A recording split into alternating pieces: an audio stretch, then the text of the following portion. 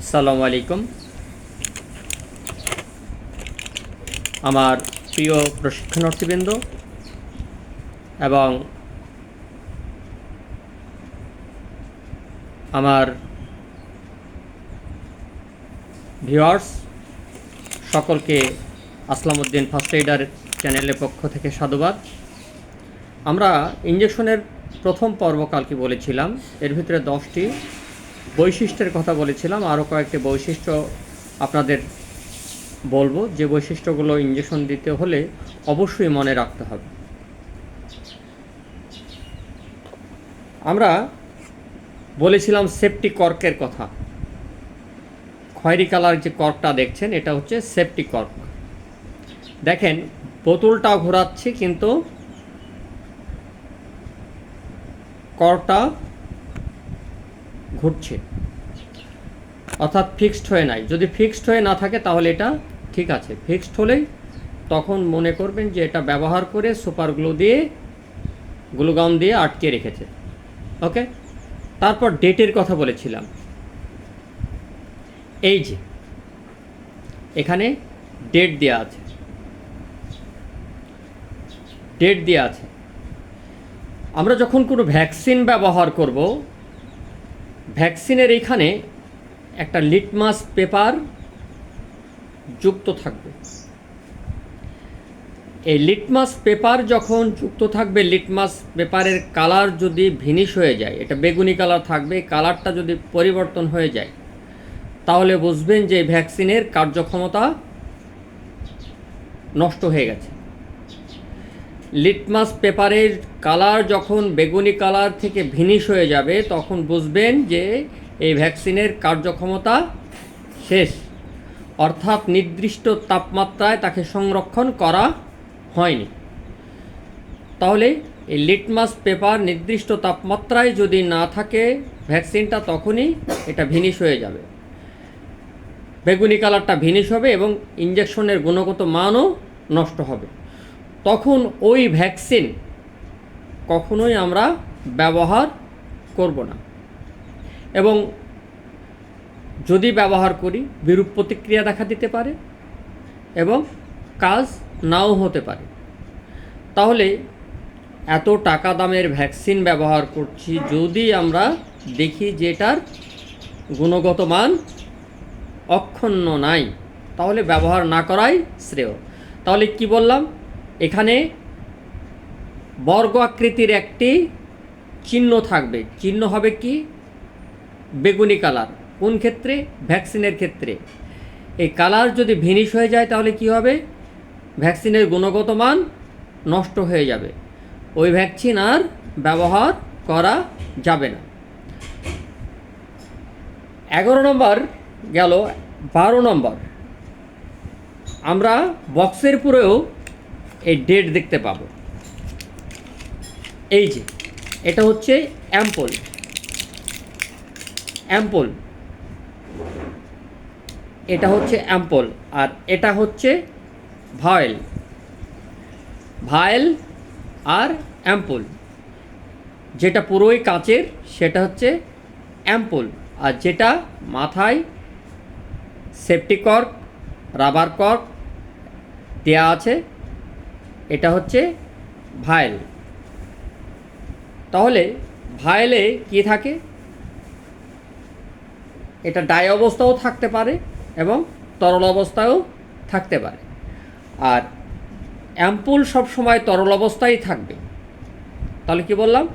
Ampoule সবসময় তরল অবস্থায় থাকবে।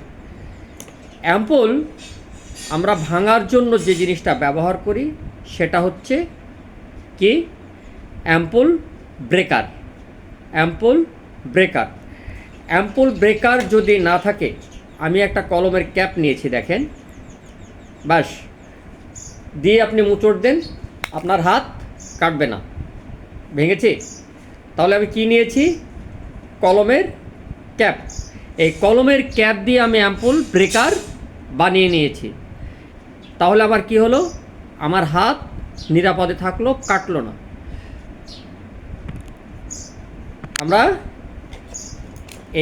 এটা হচ্ছে অ্যাম্পুল আর কলমের ক্যাপ দিয়ে বানিয়ে নিলাম অ্যাম্পুল ব্রেকার। ব্রেক মানে ভাঙা। দেখুন এখানেই কিন্তু অ্যাম্পুলে ডেট দেওয়া নাই, এইখানে ডেট দেওয়া আছে, এই জায়গায় ডেট দেওয়া আছে। যখন ঔষধ কিনবেন তখনই ডেটটা অবশ্যই দেখে নেবেন, ওষুধের ডেটটা অবশ্যই দেখে নেবেন। আচ্ছা, এরপর আমরা আসি ইঞ্জেকশন যখন ব্যবহার করব তখন অ্যালকোহল প্যাড ব্যবহার করি। যে জায়গায় ব্যবহার করব ওই জায়গাটা পরিষ্কার করার জন্য অ্যালকোহল প্যাড বা কটনযুক্ত স্প্রে অথবা হেক্সিসল। আমরা বাজারে গিয়ে যারা অ্যালোপ্যাথিক চিকিৎসক তারা যদি স্পিড বলি তাহলে কিন্তু আমাদেরকে দোকানদাররা অর্থাৎ যারা কেমিক্যালে ব্যবসা করে তাহলে দেবে না। আমাদের একটা ভাষা আছে, সেটা হচ্ছে রাবিং সলিউশন। কি বললাম? Rubbing solution. স্প্রিড বা রাবিং সলিউশন আমরা কটনকে নিয়ে পরিষ্কার করি, করে কি করি, ইঞ্জেকশন দেওয়ার জায়গাটা সুন্দরভাবে পরিষ্কার করে নিই। তাহলে আমরা রাবিং সলিউশন দিয়ে পরিষ্কার করলাম, করে জায়গাটায় ইঞ্জেকশন পুশ করলাম, ভালো কথা। তাহলে পুশ করার সময় আমরা লক্ষ্য করি যে পুশ যে করছি তখন এই ইঞ্জেকশনটা যদি ভ্যাকসিন হয় তাহলে কখনোই আমরা অ্যালকোহল প্যাড ব্যবহার করব না। অন্য ক্ষেত্রে অ্যালকোহল প্যাড ব্যবহার করা যাবে বা রাবিং সলিউশন ব্যবহার করা যাবে, কিন্তু ভ্যাকসিনের ক্ষেত্রে কখনোই অ্যালকোহল প্যাড ব্যবহার করা যাবে না। কারণ অ্যালকোহল প্যাড যখন ব্যবহার করব তখন ওই ভ্যাকসিনের গুণগত মান নষ্ট হয়ে যাবে। তাহলে কি ব্যবহার করব? আমরা ফ্রেশ পানি একটু কটনে করে নিয়ে ওই জায়গাটা পরিষ্কার করব। যে জায়গাটায় ইঞ্জেকশন দেবো সেই জায়গাটা পরিষ্কার করব। যদি সে ব্যবস্থাও না থাকে, আমরা যে বক্সে সিরিঞ্জ থাকে, এই যে সিরিঞ্জের বক্সটা, এটা কিন্তু অটোক্লেভ করা কাগজ, এটা দিয়ে হালকা করে শুকনোই মুছে নেব এবং ব্যবহার করার পরে এটা দিয়েই চেপে ধরব। ব্যবহার করার পরে অবশ্যই এটা দিয়েই চেপে ধরব। তাহলে ভ্যাকসিনের ক্ষেত্রে আমরা কি ব্যবহার করব না? রাবিং সলিউশন বা অ্যালকোহল প্যাড ব্যবহার করব না। কি ব্যবহার করব?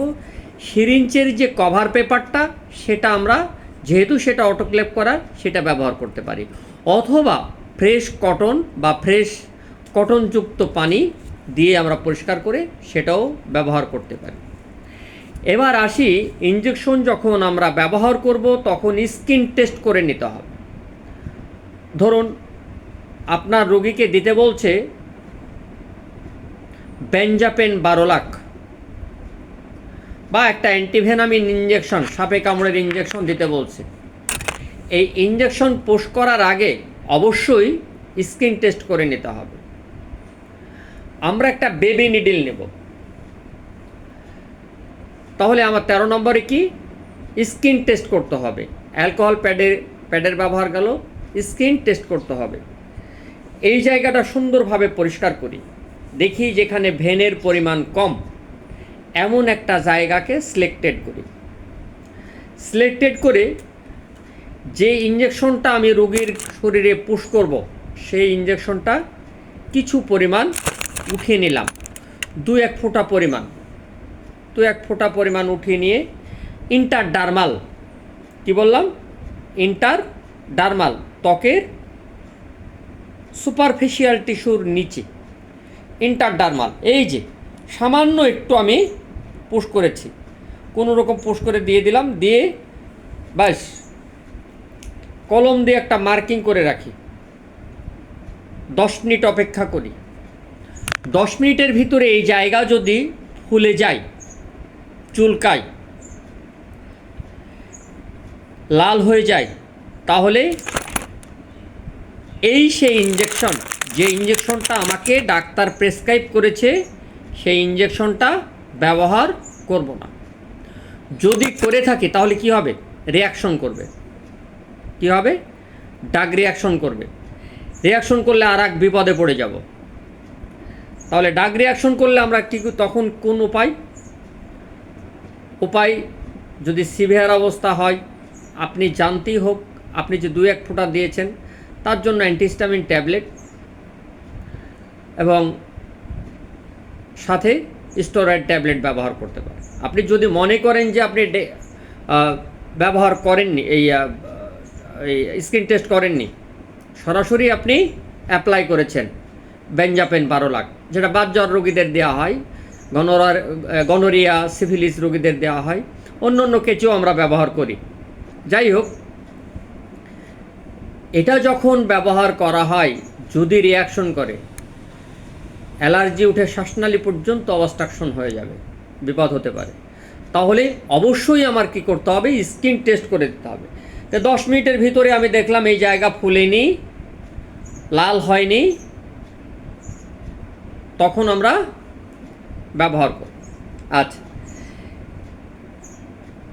এই বেঞ্জাপেন 12 লাখ যে ইঞ্জেকশনটা আমরা স্কিন টেস্ট করতে বললাম, এই বেঞ্জাপেন 12 লাখ যখন আমরা ব্যবহার করব তখন অবশ্যই কি রাখবো?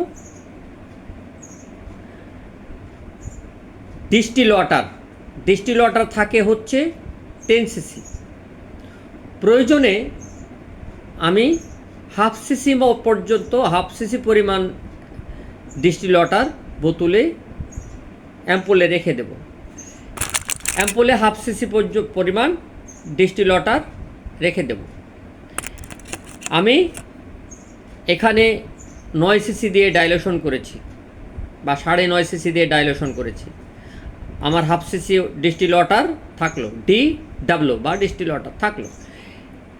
এই হাফ সিসি ডিস্টিল ওয়াটারের সাথে কখন দেব? যখন আমি এটা মিক্সচার করব। মিক্সচার করে ডাইলুশন যাতে ভালো হয়। 14 নম্বর মনে রাখবেন, ডাইলুশন অবশ্যই ভালো হতে হবে। ডাইলুশন যদি ভালো না হয় তাহলে বিপদ হতে পারে। এই জন্য সুন্দরভাবে ওষুধটা ডাইলুশন করলাম। ডাইলুশন করে কি করলাম? আমি সিরিঞ্জে হাওয়া নিলাম, হাওয়া নিয়ে হাওয়া পুশ করে দিলাম, পুশ করে দিয়ে আস্তে করে টান দিলাম, দিয়ে বাবলটা বের করে দিলাম। বাবলটা বের করে বাস এখন পুশিংয়ের জন্য প্রস্তুতি নিচ্ছি।